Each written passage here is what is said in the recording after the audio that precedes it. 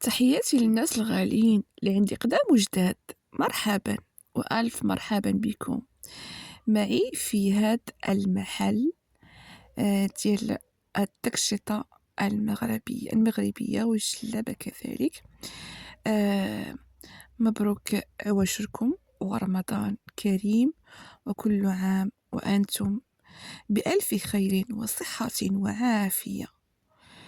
يدخل لكم إن شاء الله الشهر الكريم بالصحة والسلامة وباش ما تمنيتو لأحبابي وأصدقائي مع بعض الكلام. ولا تدري لعل معجزة ولا تدري لعل معجزة ربانية قادمة نحوك، تحمل كل دعوة رجوتها وكل أمنية تمنيتها، فانزع منك القلق واربط على قلبك بقوله: فإنك بأعيننا وفر إليه بكلك، فلكل ساع ما سعى وكل داع ما دعا.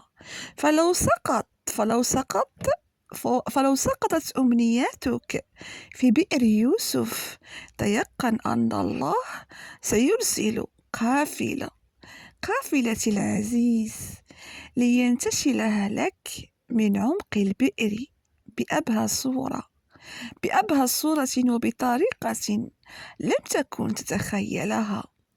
فاستبشر خيرا، أنت برعاية الله وحفظه، فما الذي بعد لطف الله تخشاه، وهو الوحيد القادر على أن يجيب سؤالك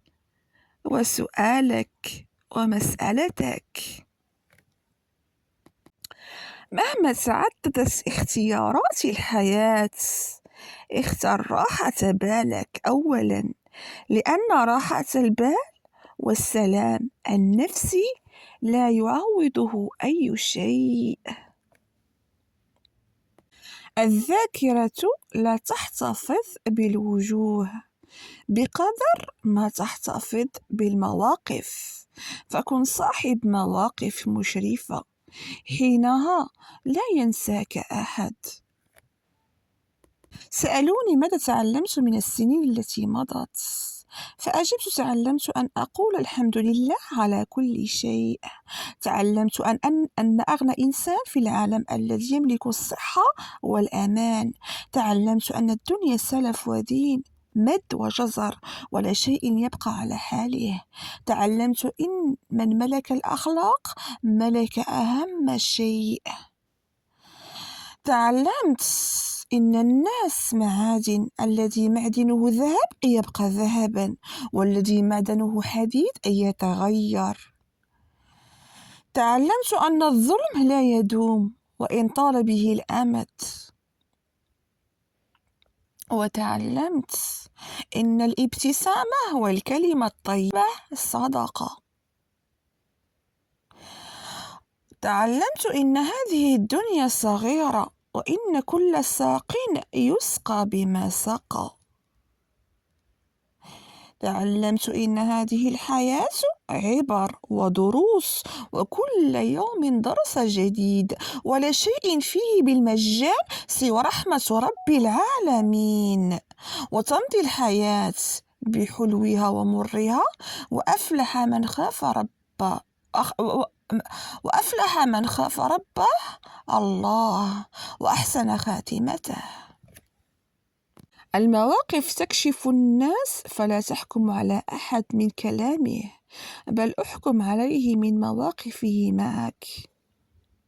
عاشر من يزيد حياتك حياة، ورافق من يكون لك عونا على الحياة، وصاحب من يجعل لك من الصعاب حياة، وصادق من يبهج قلبك ويعيد له الحياة، وإياك ومن يقتل روحك وأنت على قيد الحياة.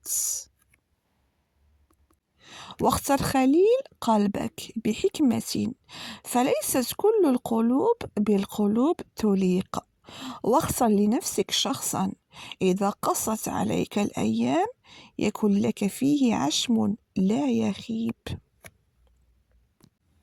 3. أخرجهم من حياتك: من تهون عليه عشرتك، ومن يسترخص مشاعرك، ومن لا يعرف قيمتك.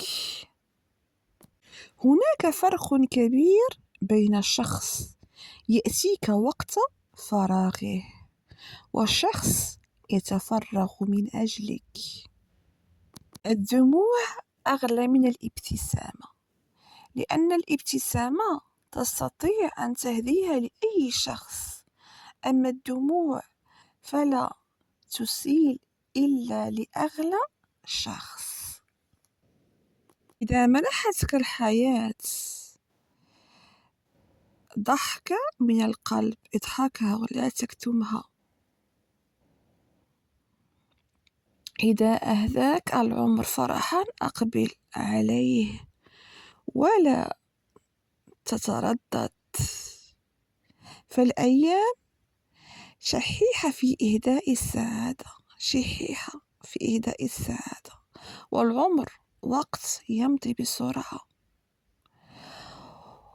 تمسكوا بقطرات الفرح التي توجد في الحياة واجعلوها سببا للحياة، وسلاما على كل من يملك وجها واحدا كفنجان القهوة، كلما نظر إليه المتعبون استراحوا.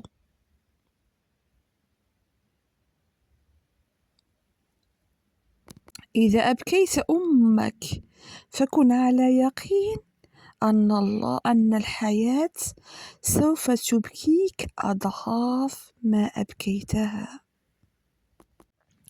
لا أندم على أي شيء دخل حياتي، فالمخلص أسعدني، والسيء منحني التجربة، والأسوأ كان درسا لي، أما الأفضل فلن يتركني أبدا.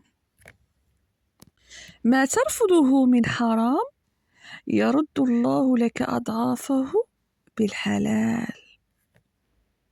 أحيانا لا نعلم أين تسير بنا الحياة، ولكننا نكمل ونحن على أمل أن نجد نهاية تنسينا مشقة الطريق. الإنسان الخلوق لا يندم على العطاء ولا